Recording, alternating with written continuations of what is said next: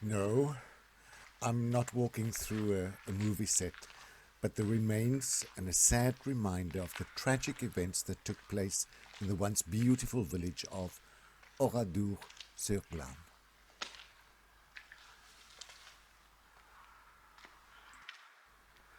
After a lot of research and reading the testimonies of 2 of the 6 people who escaped that day, I will try to reconstruct what happened on Saturday, the 10th of June, 1944. In front of us is the River Glane, which runs past the village of Oradour-sur-Glane, 22 kilometers northwest of Limoges. Crossing the bridge, we are heading for the southern entrance to the village.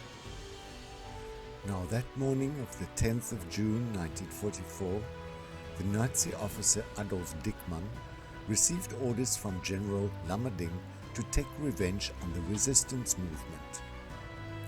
Because 2 days before, a railway bridge at Saint-Junien, only 10 kilometers away, was blown up by the resistance. This was to delay German troops on their way to the Normandy front, where the Allied forces landed only 4 days before, and 2 German soldiers were killed in this explosion.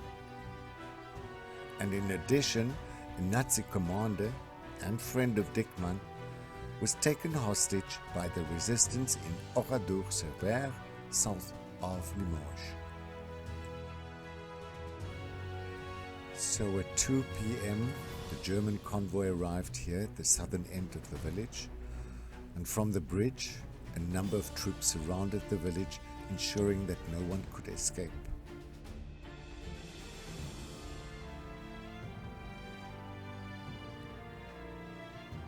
And the rest of the troops entered the village and started getting people, from babies to the sick and elderly, to assemble in the road, telling them it was merely an identity check.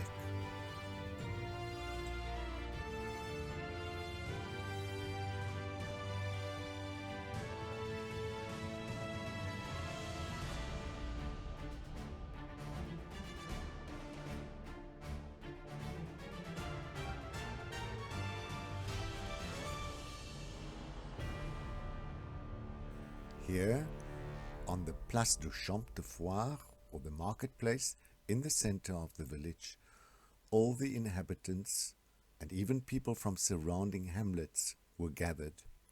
Soldiers were positioned around the square, even on the roofs, with machine guns pointed at the growing crowd. Still, no one suspected anything, because it was only an identity check. In the meantime, soldiers went to tell the teachers to get the children to the fairground.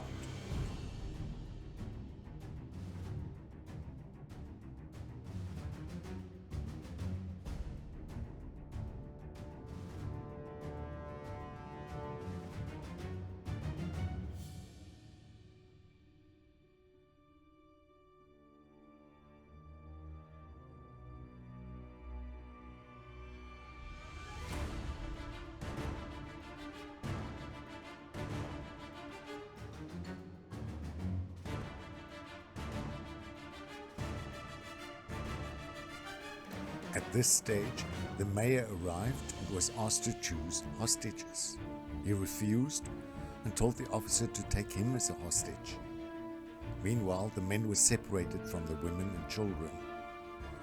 Now, the same officer asked the men where the concealed weapons were and declared that they would make a thorough search, after which the innocent would be set free. Next, an order was given, and the group of women and children set off on the way out of the village towards the church.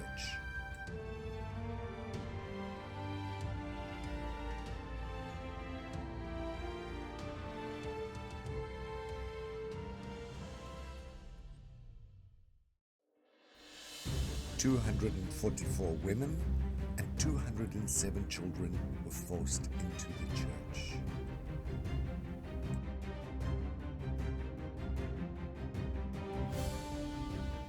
Back at the fairground, The men were divided into 6 unequal groups and taken into different directions, each group to a barn or a shed.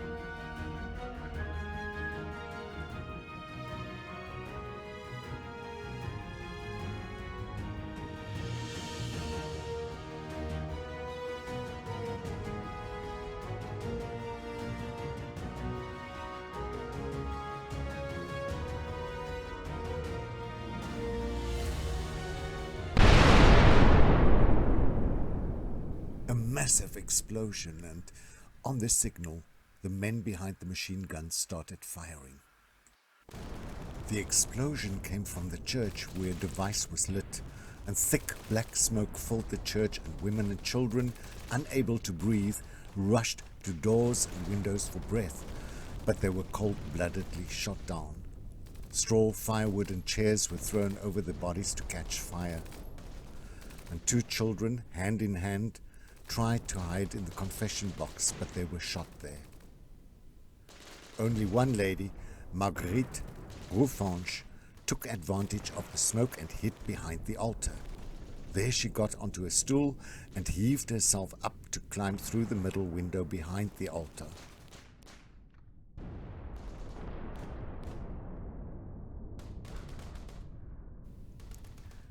She fell about 4 meters, and another woman with a baby in her arms followed her, but the baby's crying alerted the soldiers, who then killed them.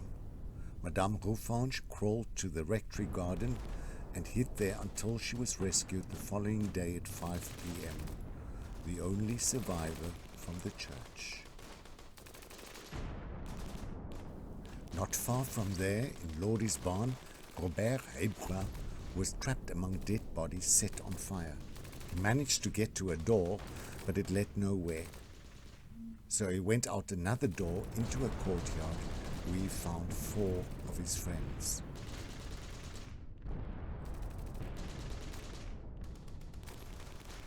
They broke through a crumbling wall and eventually hid in 3 rabbit hutches before finally escaping. A 6th man escaped, but he was shot down in a road nearby. And then there was silence. Suddenly, the simultaneous execution stopped. The next phase was a manhunt. Any witness was shot without a trial.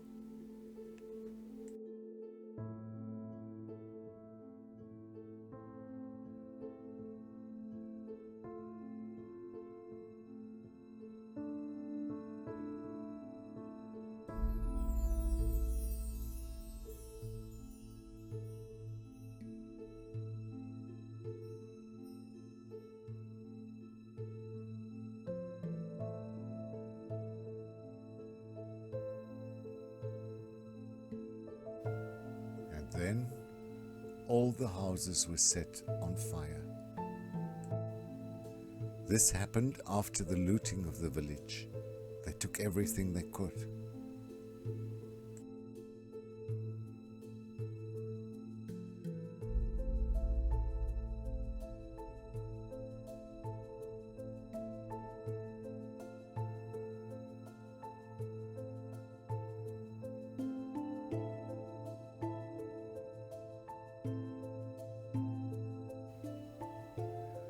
Only one house, that of Monsieur Dupic, the owner of a material shop, was spared.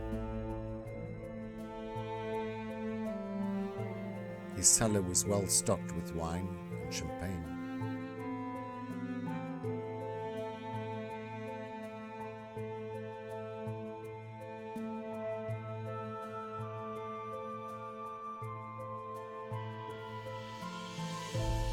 The house was only set on fire the next morning at about 11 o'clock, as the Nazis were leaving.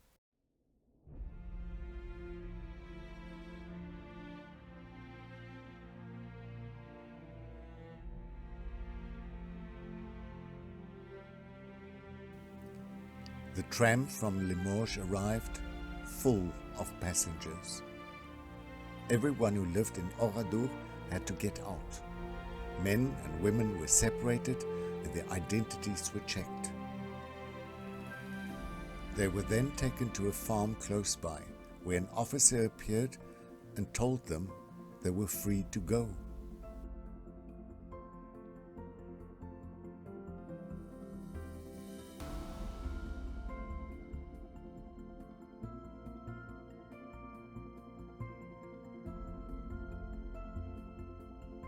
Early Sunday afternoon, the first people entered the village. All either lived or had close relatives there. No words could describe the scenes of horror that met them.